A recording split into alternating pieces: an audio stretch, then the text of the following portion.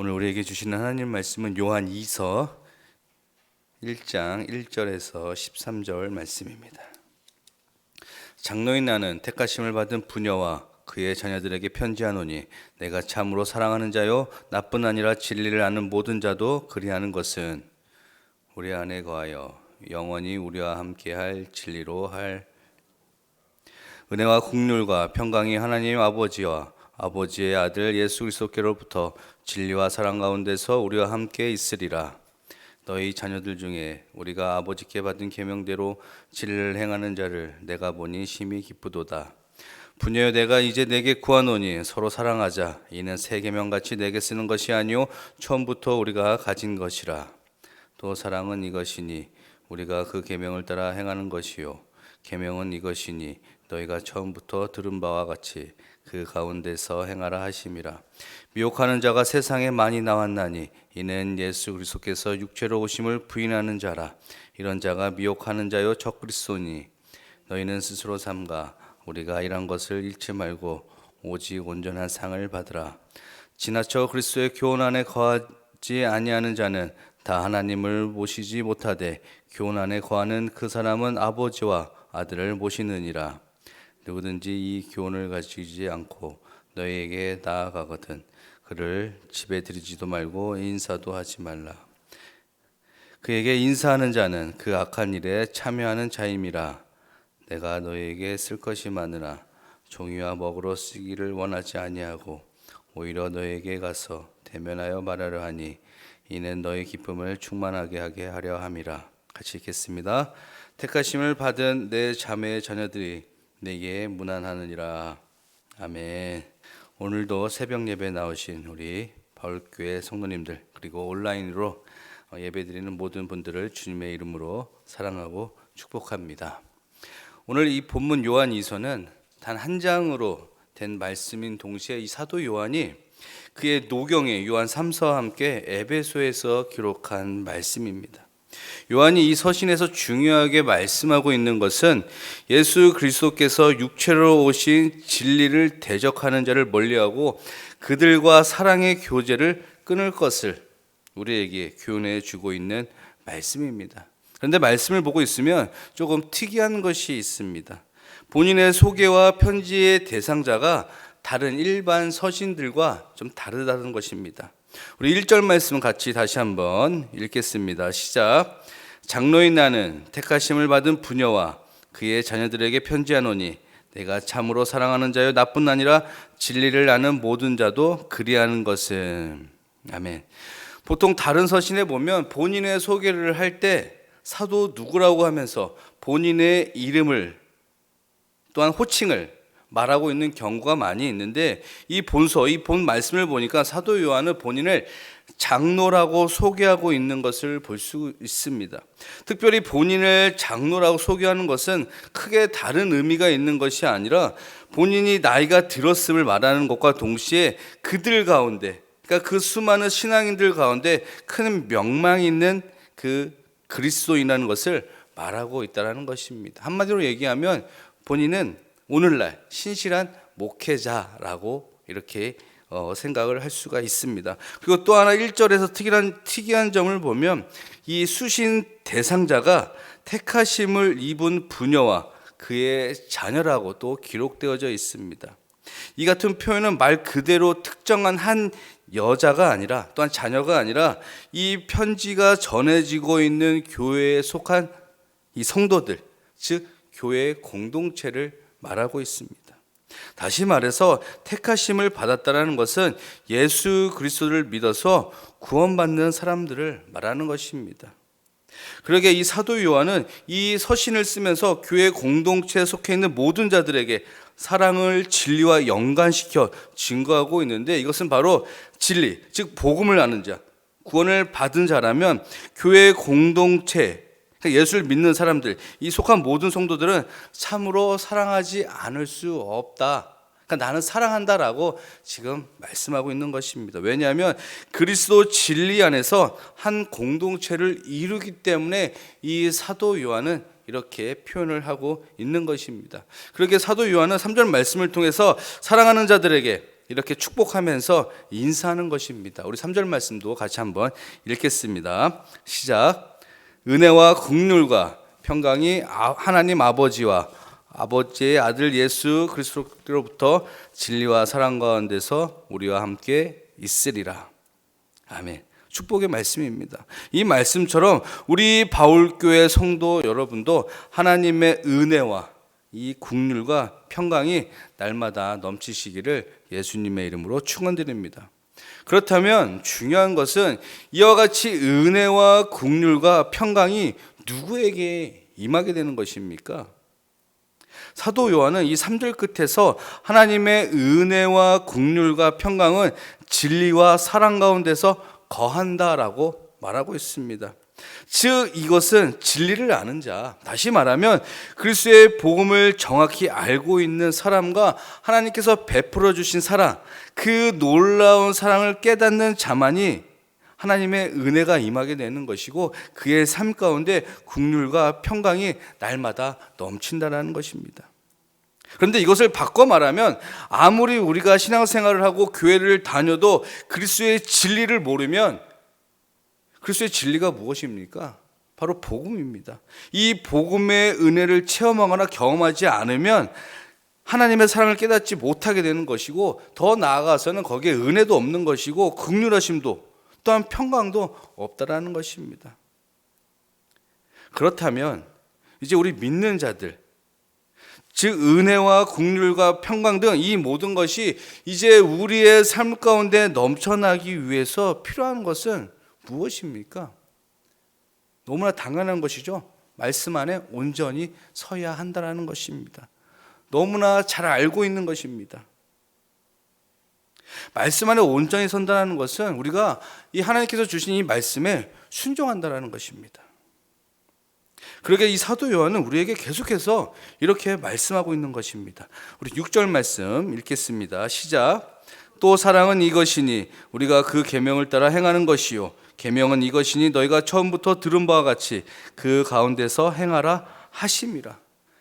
그래서 사랑이 넘치면 당연히 하나님 말씀 이 계명을 지켜 행할 수밖에 없다라는 것입니다. 내가 하나님 말씀을 지켜 계명을 지켜 행하면 하나님의 긍휼이 나에게 오는 것이고 하나님의 은혜가 넘치게 되는 것이고 하나님의 평강이 날마다 우리의 삶 속에 넘칠 수밖에 없다라는 것입니다.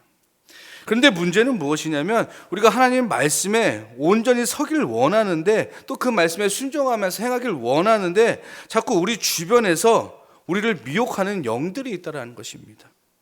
말씀을 잘못 해석하고 진리를 왜곡하고 하나님의 사랑을 잘못 말하는 사람들이 나타나서 자꾸 우리를 미혹하여 넘어뜨리려고 한다는 것입니다. 그래서 이 사도 요한은 이 미혹하는 자들에 대해서 이렇게 표현하고 있습니다. 우리 7절 말씀 읽겠습니다. 미혹하는 자가 세상에 많이 나왔나니 이는 예수 그리스도께서 육체로 오심을 부인하는 자라. 이런 자가 미혹하는 자요 적 그리스도니. 그래서 이런 자들이 나타나면 이 미혹하는 자들이 나타나면 이 8절 말씀에 보니까 스스로 삼가라라고 말씀하고 있습니다. 삼가라는 말은 모든 일에 절제를 해야 한다는 것입니다. 그러면 우리가 무엇을 절제를 해야 합니까? 베드로후서 1장 6절 말씀해 보니까 지식의 절제를 하라고 말씀하고 있습니다. 그 이유가 무엇이냐면 지식은 뻗어나는 성질이 있기 때문에 절제가 따르지 않으면 자칫 잘못하면 우리가 이 성경 말씀, 이 진리에서 이탈할 수 있다는 것입니다. 이단들을 한번 보시기 바랍니다. 그들의 문제가 무엇입니까? 절제가 없는 이 무질서의 신앙과 잘못된 교리, 지식으로 인한 성경을 인위적으로 해석을 하다 보니까 성경의 진리를 벗어나게 돼서 결국에 이단이 되는 것입니다. 그래서 우리가 해야 할 것은 늘 삼가는 자세를 가지고 하나님의 말씀에 이 테두리 안에서 믿고 순종하며 살아가야 한다는 것입니다. 또한 9절 말씀에 보니까 지나쳐 그리스도의 교훈 안에 거하지 아니하는 자마다 하나님을 모시지 못한다라고 하고 있습니다. 마찬가지입니다. 교훈을 지나치면 안 되는 것입니다. 여기서 말하는 교훈은 무엇일까요? 바로 성경 말씀을 말하는 것이죠. 그래서 교훈을 지나친다는 것은 하나님께서 우리에게 행할 바를 말씀으로 나타내셨는데 그것을 우리 인간의 생각으로, 인간의 지식이나 규례로 변질시키는 것을 의미합니다. 예를 들어 이런 것입니다. 성경에서는 우상 숭배를 제라라고 말씀하고 있습니다. 또한 이 한편에서 성경에서는 부모를 공경하라고 했습니다. 이 두 말씀이 변질이 되어서 교훈이라는 핑계로 부모를 공경한다는 이 명목하에 제사상을 차리고 거기에다 절을 하는 것은 우상 숭배가 아니라 효도하는 일이라고 가르친다면 이것은 잘못된 그리스도의 교훈을 지나치는 일이 되는 것입니다.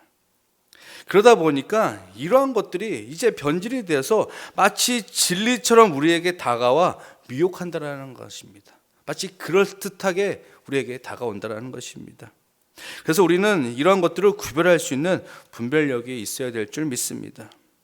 그래야지 우리는 이 9절 후반부 말씀처럼 교훈 안에 거하는 자는 아버지와 아들을 모시느니라. 이 말씀처럼 아버지와 아들을 모시고 이제 올바른 진리 안에 거하며 살아갈 수 있다라는 것입니다.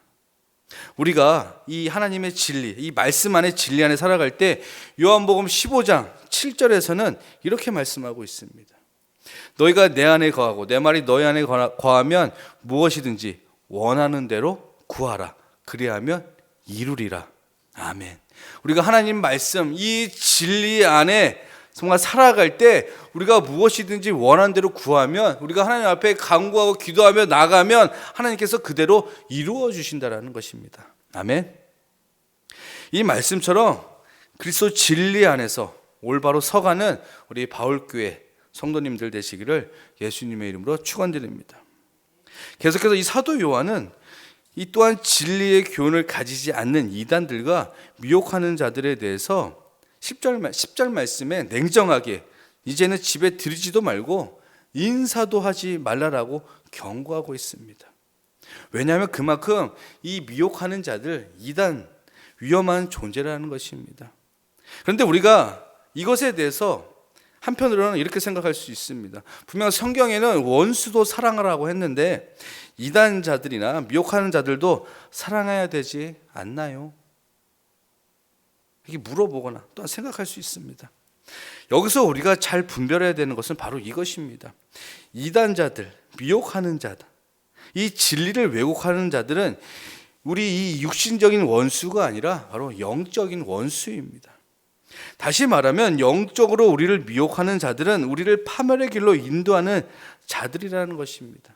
물론 그들을 긍휼히 여길 수는 있습니다. 그러나 중요한 것은 이것에 대해서 사도 요한이 이제는 집으로 받아들이지도 못하게 하고 인사도 못하게 한 것은 그들의 이런 이 진리를 왜곡하는 잘못된 점도 있지만 자칫 잘못하여 우리가 그들과 교제라도 하게 되면 우리가 그들의 영향을 받을 수 있기 때문에 조심하라는 것입니다. 우리는 또 이렇게 생각할 수 있습니다. 그럼 미혹하는 자들, 이단, 나는 충분히 이겨낼 수 있어. 나는 절대로 미혹당하지 않아. 다짐을 하더라도 계속해서 우리가 그들과 만나고 인사하다 보면 가랑비에 옷 젖는 줄 모르는 것처럼 나중엔 나도 모르게 빠지게 된다는 것입니다. 간혹 우리 주변에 보면 그런 분들이 있습니다. 이렇게 나는 괜찮아, 나는 아무 문제 없어, 나는 빠지지 않을 거야 라고 이렇게 신앙생활을 하시는 분들, 신앙생활을 잘하고 믿음이 있는 분들도 신천지에 빠지는 그런 것을 볼 수가 있습니다. 심지어는 목사들도, 교육자들도 그들의 속삭임에 미혹되어 빠지는 것들을 종종 볼 수가 있습니다. 왜 이렇게 되는 것입니까? 우리가 너무나 안일하게 생각하다 보니까 나도 모르게 미혹당하는 것입니다. 이 말씀을 준비하다 보니까 생명의 삶에 이런 예화가 있어서 같이 나누려고 합니다. 1970년대 무렵에 통일교가 자신들의 이 정체를 숨기고 버스를 대절해서 마을 사람들에게 통일 관광을 시켜주는 일이 있었다고 합니다. 공짜로 관광도 시켜주고 또 먹을 것을 후하게 식사 대접을 해준다고 하니까 그 마을 사람들이 너도 나도 그 버스에 올라탔다는 것입니다. 그런데 얼마 후에 그 사실이 드러났는데 이것이 통일교가 벌인 일이고 그 버스에 올라탄 이 사람들 중에 목회자도 있다는 사실이 드러났습니다. 그래서 그 교단에서는 그 목회자를 알아내 심사를 했는데 그 목회자가 말하기를 이렇게 이야기를 했습니다. 아무것도 모르고 갔다. 또한 누가 차린 식탁인지, 또한 무슨 의도로 차린 것인지 모르고 갔다라고 이렇게 이야기를 했다라는 것입니다. 이처럼 세상에는 우리를 속이는 것들이 너무나 많이 있습니다. 그리고 너무나 자연스럽게 우리에게 접근하고 있다는 것입니다. 요즘은 코로나로 인해서 이런 영상 매체로 우리에게 너무나 친근하게 다가오는 모습들을 또한 볼 수가 있습니다. 그러기에 사도 요한은 그들과 인사도 하지 말라고 경고하고 있으며 오직 11절 말씀에 보니까 오히려 11절 말씀에서는 그들에게 인사하는 자는 악한 일에 참여하는 자라고 분명하게 경고하고 있습니다. 인사만 했는데 그들에게 악한 자, 악한 일에 참여하는 자라고 말씀하고 있다는 것입니다. 그렇다면 이제 우리가 해야 할 것은 무엇입니까? 우리가 해야 할 것은 성경이 가르치는 기본 원칙과 교리를 반복적으로 듣고 그 가르침 안에 머물러야 한다는 것입니다. 그리고 진리 위에 살아가는 이 경건한 지체들과 함께 힘써서 교제하고 연합해야 합니다. 왜냐하면 우리가 진리의 터 위에서 하나로 연합해 있다면 거짓된 교리로 유혹하며 다가오는 이 미혹자들을 철저히 분별하고 물리칠 수 있기 때문입니다. 다시 한번 말씀드립니다. 우리가 그리스도 진리 안에 거하고 하나님의 사랑을 깨닫고 이제 그 사랑으로 하나가 된다면 어떠한 유혹도 어떠한 미혹도 능히 이겨낼 수 있다는 것을 기억하시는 우리 성도님들 되시기를 바라겠습니다. 그럴 때 하나님께서 베풀어 주신 이 긍휼 또 하나님의 은혜 이 평강이 우리 성도님들 삶 가운데 함께하여 주실 것입니다. 이러한 은혜가 넘치시기를 예수님의 이름으로 축원드립니다. 기도하겠습니다. 사랑의 하나님 참으로 감사합니다. 오늘도 새벽을 깨어서 주님 앞에 나와 하나님 말씀을 듣습니다.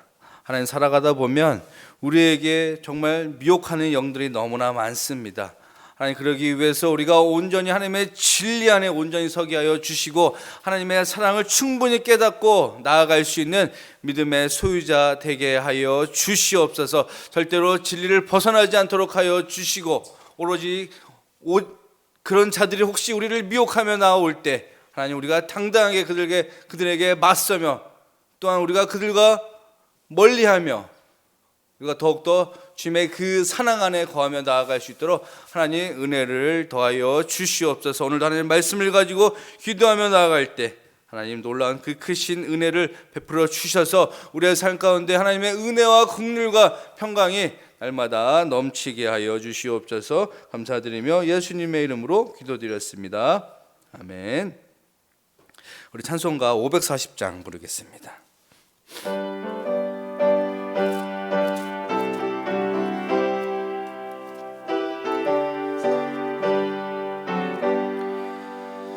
주의 음성을 내가 들으니 사랑한단 말일세. 믿는 마음으로 주께 가오니 나를 영접하소서. 내가 매일 십자가 앞에 더 가까이 가오니 그새 주의 흘린 보배 피로써 나를 정케 하소서. 주여 넓으신 은혜 베푸사 나를 받아주시고 나의 품은 뜻 주의 뜻같이 되게 하여 주소서. 내가 매일 십자가 앞에 더 가까이 가오니 그새 주의 흘린 보배 피로써 나를 정케 하소서. 주의 보좌로 나갈 때에 어찌하니 기쁠까. 주의 얼굴을 항상 배우니 더욱 친근합니다. 내가 매일 십자가 앞에 더 가까이 가오니 구세주의 흘린 법의 피로써 나를 정케 하소서. 우리 구주의 넓은 사랑을 측량할 자 없으며 주가 주시는 참된 기쁨도 헤아릴 수 없도다. 내가 매일 십자가 앞에 더 가까이 가오니 구세주의 흘린 법의 피로써 나를 정케 하소서.